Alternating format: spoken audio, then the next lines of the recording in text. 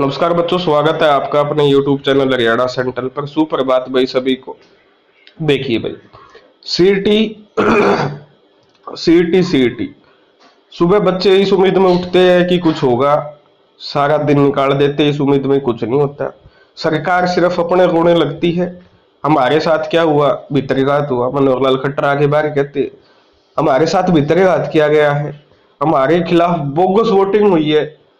फिर कह रहे हैं कि अधिकारियों ने और कर्मचारियों ने भारतीय जनता पार्टी को हराने का काम किया है।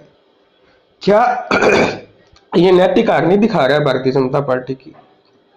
एक पूर्व मुख्यमंत्री जिसकी 10 साल से सरकार है और वो अभी तक अपने 10 साल के कार्यकाल में अपने हिसाब से कर्मचारियों को, अधिकारियों को नहीं लगा पाए, इससे गिरी हुई बात क्या हो सकती है? आप मुझे ये बताओ।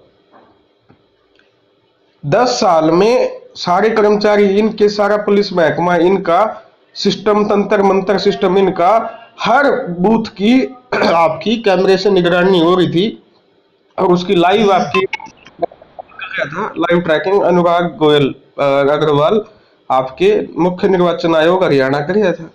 और फिर ये कह रहे हैं कि बोगस वोटिंग होगी, कर्मचारियों ने हमको हराने का काम किया, अधिकारियों ने, और हम अधिकारियों पे कार्रवाई करेंगे। ये सिर्फ हार का डर है आपका। नैतिक रूप से आप हार मान चुके हो, इस वजह से आप ऐसे बिखरे बिखरे बयान दे रहे हो। जिस सरकार ने 10 साल में अधिकारियों और कर्मचारियों पे कंट्रोल नहीं किया, तो वो फिर क्या सरकार चलाएंगे सत्ता में रह के? आप ये बात बताओ मुझे। आपकी अंदर की पीड़ा तो निकल जाती है, लेकिन हरियाणा के युवाओं की 4.5 साल से जो आपके वेट में बैठे हैं, उनकी पीड़ा कैसे निकलेंगी? वो कहाँ निकाले पीड़ा, वो किसका जाके माथा फोड़े? वो के जाओ, आपने एक बार भी पीड़ित युवाओं के बारे में कोई आवाज नहीं निकलती मुंह से। जब आपसे पूछा जाता है आप कितनी भर्ती करोगे, वो भी साइड वाले से पूछ के बताते हो, इतनी बड़ी शर्म की बात है। और जब अपने के ऊपर बात आती है तो कहते बोगस वोटिंग होगी, भीतरी रात हो गया, अधिकारियों कर्मचारियों ने साथ नहीं दिया। पता नहीं किस किस पे रोने पिटने लग जाते हो। इसलिए फिर इसका मतलब चुनाव हराओ गैंग तो फिर अधिकारी हो गया हरियाणा में। तो मनोहर लाल खट्टर की भाषा में भारतीय जनता पार्टी को चुनाव हराओ गैंग कौन होगी? अधिकारी होंगे। उनको पसंद है ना ये गैंग शब्द, काफी यूज करते हैं वो गैंग शब्द। अब 4 जून को बताएंगे जो नतीजे आएंगे। इसका मतलब तो वो अब अधिकारियों को बोलने लग जाएंगे चुनाव हराओ गैंग। कौन है चुनाव हराओ गैंग? अधिकारी है इसका मतलब। तो जो मानसिक संतुलन कहूंगा मैं, जहां तक जो राजनीतिक समझ, इतनी उम्मीद नहीं थी भारतीय जनता पार्टी केंद्र में माइक्रो मैनेजमेंट के लिए जानी जाती है। कमाल की बात है। और हरियाणा में माइक्रो मैनेजमेंट तो छोड़ ही दिए, मैनेजमेंट नाम की चीज नहीं है। अनाप शनाप बयान आ रही। और फिर मैं भारतीय जनता पार्टी को, राष्ट्रीय सेवक सेवक संघ को फिर मैं बताना चाह रहा हूं, जब तक आप युवाओं की बात नहीं सुनोगे, युवाओं को आप इस तरीके से बेरुखी से आप जवाब दोगे, तो आपके लिए चुनाव मुश्किल होते जाएंगे। आज मैं बात करूंगा समाधान क्या है हिम्मत सिंह जी के पास। उदयभान जी ने तो आपका कांग्रेस के चेयरमैन ने, वो अध्यक्ष ने तो कह दिया, हरियाणा अध्यक्ष ने, चेयरमैन की जो नियुक्ति है वो आपकी असंवैधानिक है, अल्पमत में सरकार है। और आपकी चेयरमैन की नियुक्ति को चैलेंज किया उन्होंने। कल गुरुग्राम में प्रेस वार्ता करे थे वो, आप वो वीडियो भी सुन सकते हो। तो मैं भारतीय जनता पार्टी और कांग्रेस के नजरिए से आपको आज डिफरेंस सुना रहा हूं, ठीक है? आप इसको ध्यान से समझना। फिर हिम्मत सिंह जी के लिए ये वीडियो है। हिम्मत सिंह जी के पास कम से कम ये वीडियो जाए तो बात में मजा आए, बात बने। अब कांग्रेस क्या चाहती है? कांग्रेस चाहती है कि विधानसभा चुनाव में कोई भी भर्ती ना हो। चाहेगी क्योंकि अगर भारतीय जनता पार्टी भर्ती करेगी और लाखों युवाओं को पेपर में बैठागी, तो सारा माहौल भारतीय जनता पार्टी के पक्ष में आ जाएगा। लेकिन जो विपक्ष वो नहीं चाहेगा। वो तो यही चाहेगा कि जो मौजूदा स्थिति है, जो मौजूदा स्थिति में विरोध हो रहा है, जिस प्रकार का विरोध होता रहे 2 महीने तक, ताकि जो विरोध होगा तो जो वोट पड़ेंगे विधानसभा में वो भारतीय जनता पार्टी के खिलाफ पड़ेंगे, ठीक है? लेकिन ये जो बात है आपकी, ये आपकी बीजेपी को समझ में नहीं आ रही है। दूसरा, कांग्रेस ने क्या कर दिया, साथ में तो चाहेगा कि विपक्ष भर्ती ना हो, दूसरा वो चाह रहा है कि हम सीटी क्वालिफाई कर देंगे। साथ में वो कह रहा है हम सभी बच्चों को पेपर में बिठाएंगे, साथ में वो कह रहा है कि हम ओपन भर्ती सिस्टम लागू करेंगे।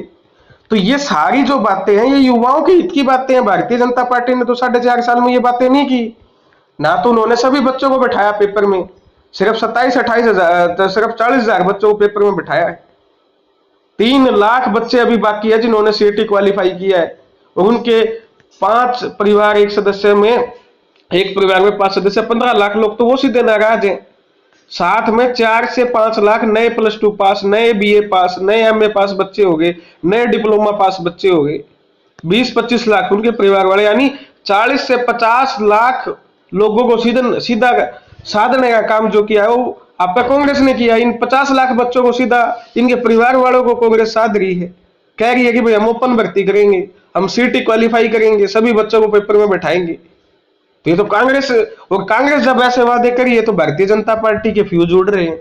क्या भारतीय जनता पार्टी को, क्या राष्ट्रीय सेवक संघ को दिख नहीं रहा है जब कांग्रेस कह रही है कि सीटी क्वालिफाई करेंगे, जब कांग्रेस कह रही है कि हम सभी बच्चों को पेपर में बैठाएंगे, तो जो 40 लाख 45 लाख युवा है, जो युवाओं के साथ जुड़े हुए हैं, उनके परिवार वाले हैं साथ में युवा, वो कांग्रेस की तरफ शिफ्ट होंगे।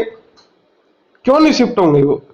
लेकिन भारतीय जनता पार्टी इन 40 लाख से 45 लाख युवा प्लस में इनके परिवार वालों को सिर्फ अपने हाथों से जाने नहीं दे रही है। अपना मतलब क्या है ना, कुआं खोद रही है, अपना कब्र खोद रही है।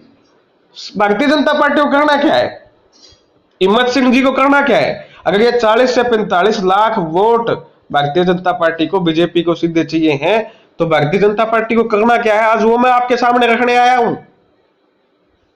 अगर भारतीय जनता पार्टी नहीं करेगी तो कांग्रेस करेगी, भूपेंद्र सिंह हुड्डा करेंगे, और भूपेंद्र सिंह हुड्डा अगर ये वादे करेंगे तो फिर ओबीसी बात है, कांग्रेस को, युवा कांग्रेस के साथ जाएगा। लेकिन मेरा सवाल इतना है, बीजेपी इनको जाने क्यों दे रही है? क्या बीजेपी, पहली बात तो नायाब सिंह सैनी को, जो ऊपर जिनको ये भर्ती करने की जिम्मेदारी दी गई है, उनको हटाना पड़ेगा, क्योंकि सबसे बड़ा नाश तो उन्होंने करवा रखा है। ये सीईटी पॉलिसी लेके कौन आया? अधिकारी, अफसर, उसी ने ये नाश करवाया है। लाखों बच्चों को पेपर में बिठाया किसने? नहीं, अधिकारी, अफसर। गलत सलाह दे गए मुख्यमंत्री मनोहर लाल खट्टर को, आज वो अड़ बांधे बैठे हैं। तो सबसे पहले तो नायाब सिंह सैनी को, इन अफसरों को हटाना पड़ेगा, हिम्मत सिंह को, इन अफसरों को हटाना पड़ेगा, साथ में मनोहर लाल खट्टर को भेजना पड़ेगा हरियाणा से बाहर, तब जाके ये कुछ भर्तियां हो सकती। तो ये बीजेपी के लिए, मैं आपको सीधा सा रास्ता बता रहा हूं, ये 40 से 45 लाख आपके वोट अगर आपको चाहिए है तो 2 छोटे से काम आपको करने हैं, और वो सबसे आसान है।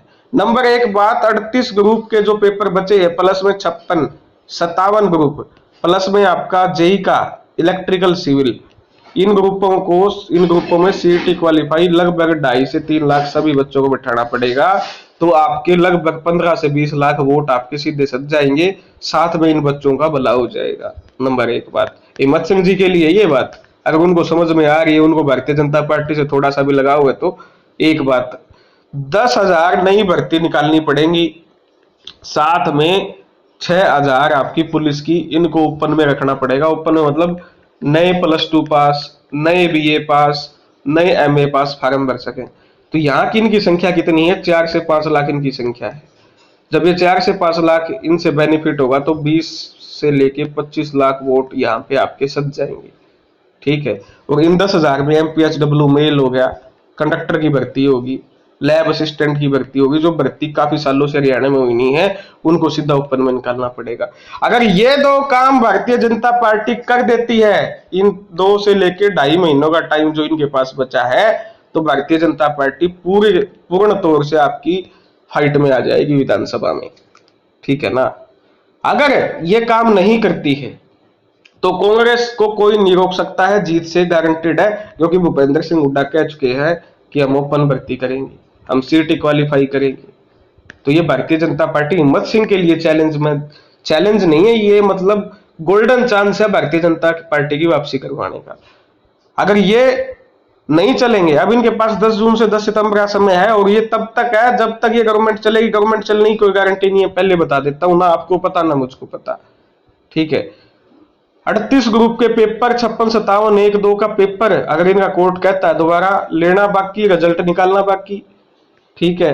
नया सीटी कैसे होगा, 15 लाख प्री के फॉर्म्स भरवाएंगे, फिर एनटीए पेपर लेगी, फिर उसका रिजल्ट आएगा, उसके बाद सीटी मेंस के फॉर्म भरवाए जाएंगे, फिर अलग अलग ग्रुप के पेपर होंगे, फिर रिजल्ट। क्या यह पॉसिबल है? क्या हिम्मत सिंह जी, आप मुझे ये बताओ, क्या यह पॉसिबल है? फिर हरियाणा पुलिस की भर्ती का फिजिकल करवाना, हरियाणा पुलिस का पेपर लेना, फिर ज्वाइनिंग देनी। पिछले 5 साल में एक बार फॉर्म भरवाए, नए 12वीं ग्रेजुएट पोस्ट ग्रेजुएट की पोस्ट खड़ी हो चुकी है। 15 लाख तो वो है जो 3 लाख सीटी क्वालिफाई, प्लस में उनके परिवार वाले, 25 लाख जो नए बच्चे जिन्होंने अभी तक 4.5 साल में फॉर्म नहीं भरा है। इसलिए मैं कह रहा हूं, मैंने आपको मौजूदा जो सीटी है 38 ग्रुप ग्रुप 56 57 1 2 को सीटी सभी बच्चों को बैठाना, 10,000 प्लस में पुलिस की 6,000 को ओपन में करना, भारतीय जनता पार्टी की दोबारा से हवा बनेगी, गारंटेड है, कोई रोक नहीं सकता है। ये सबसे बेस्ट समाधान है। फिर भी आपको समझ में ना आए तो भाई कांग्रेस आपका बेनिफिट उठाएगी। तो ये थी भाई आपके युवाओं के लिए समाधान। धन्यवाद। जय हरियाणा, जय भारत।